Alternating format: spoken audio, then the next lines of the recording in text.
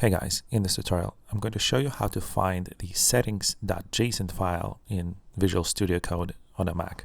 Here I have my VSCode editor open. So the first thing you want to do is go to Code in the upper left corner of the screen, Preferences, and Settings.